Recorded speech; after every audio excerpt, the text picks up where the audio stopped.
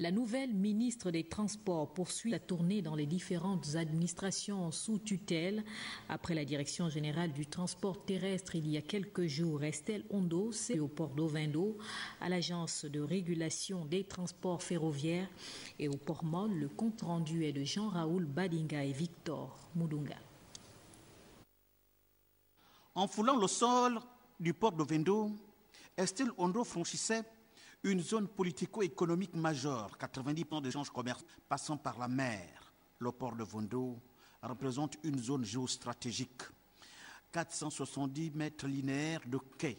Chaque mètre carré de franchi vous met les pieds dans pas mal d'intérêts. Il y a ici en acte 1 la visite du ministre à GPM.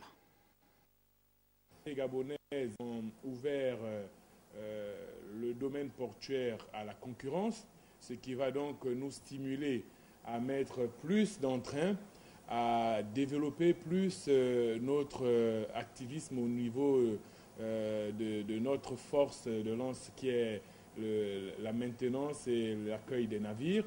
Nous nous y attelons et d'ici peu, un nouveau programme d'investissement sera défini pour justement s'adapter à ce nouveau contexte, somme dite inédit au Gabon, qui devrait nous permettre justement de pouvoir tenir face à la concurrence.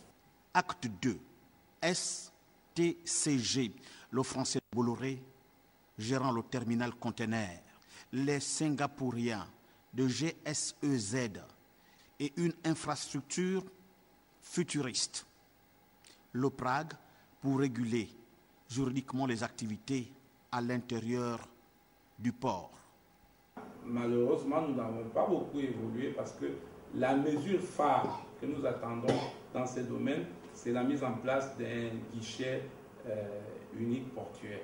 Le ministre des Transports arrive ici à la recherche d'une feuille de route sur le plan politique et régler les urgences juridiques.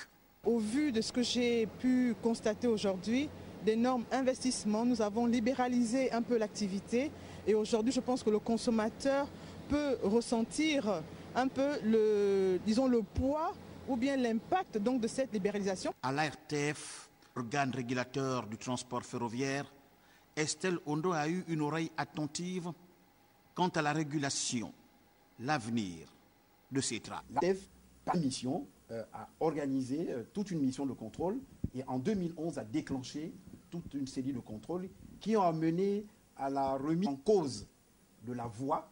Une fois que nous avions fait ce rapport, nous avions dénoncé l'état de la voie.